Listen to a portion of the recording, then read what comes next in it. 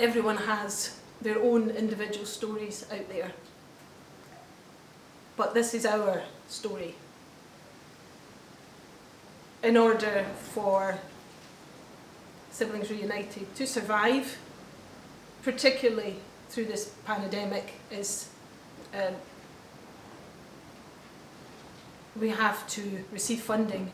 So whilst we're aware of the uncertainties all over the world at the moment, one certain thing is we won't survive without the funding. It's extremely heartwarming when others out there, out with our grant funding, come forward and they choose STAR and they choose our cause and they want to raise funds for us, and it's lovely and it's so much needed. The Lost Cafe sessions, I can't wait to when it all comes out at the end of this month, and it's really exciting.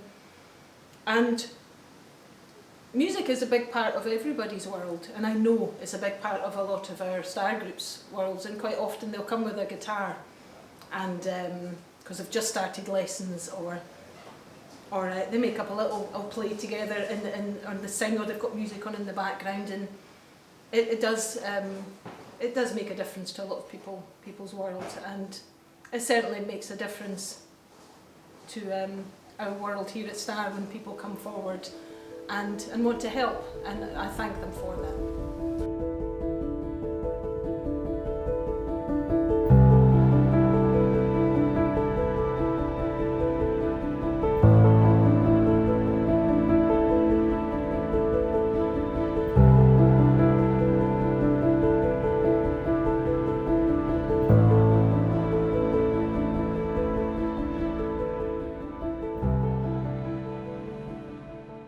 Hi there, my name's Karen Morrison. I'm the founder and chair at Siblings Reunited. Well, I'll clarify, you may hear me talking about Siblings Reunited more often than not talking about STAR. Yes, it's the same charity. It's a bit of a mouthful for toddlers and small children.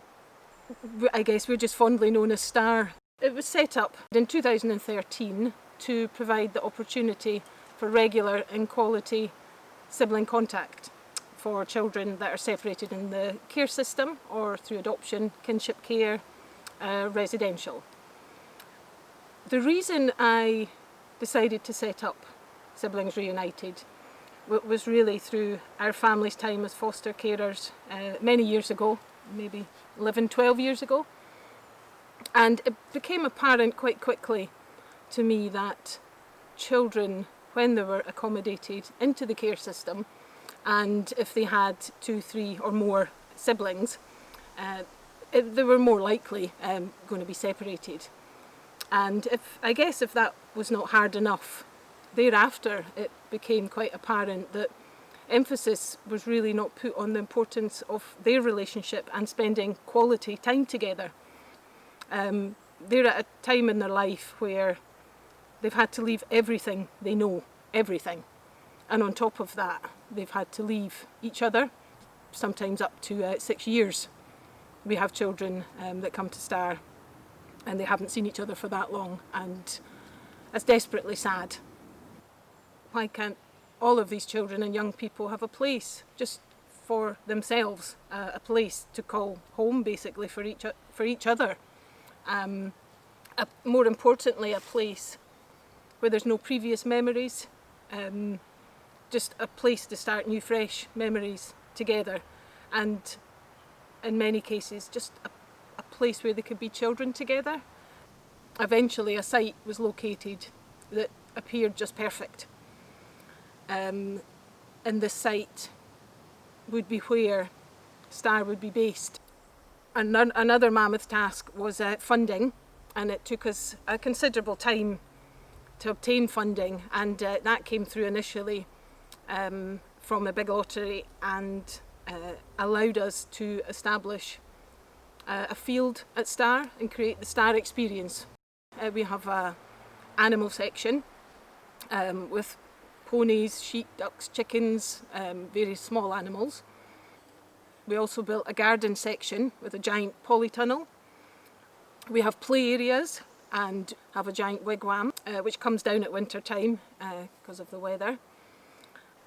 Another light bulb moment was, wouldn't it be lovely if they had some kind of kitchen to take all their homegrown fruit and vegetables and make something themselves. Again, we started funding and we was able to create an outdoor kitchen, which is a fabulous place. Now, we also have where I'm sitting just now, which is a woodland site. Kids of all ages just love being here. A little bit further than here is our beach down at Star. It's along the River Tay.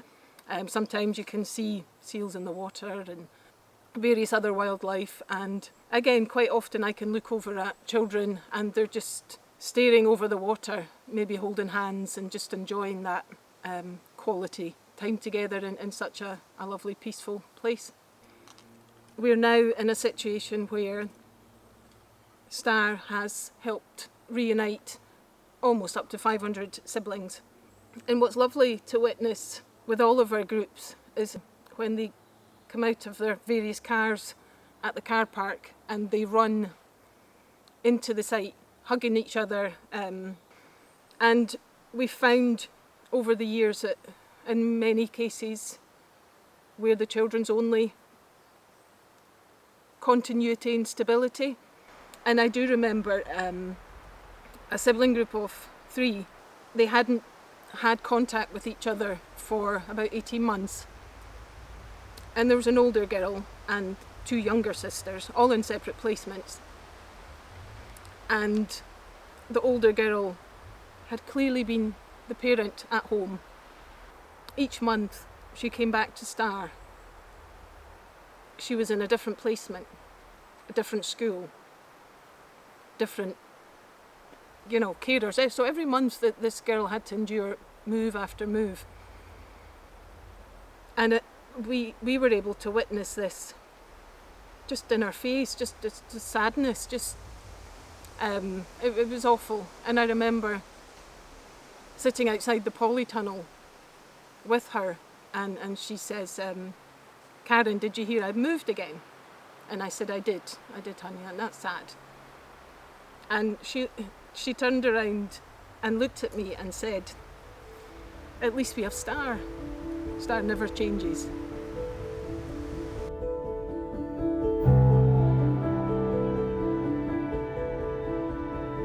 We all find ourselves in the middle of a pandemic. It's scary for everybody, but particularly more scary for our looked after children and young people. They've already been through enough. Fortunately, Star has been able to get a little back on track and have our service open for our children and young people. It's been lovely to see them all coming back, and we know firsthand the challenges that they faced throughout lockdown, perhaps more than others. It's a scary time at the moment, and no less scary for them, perhaps more so.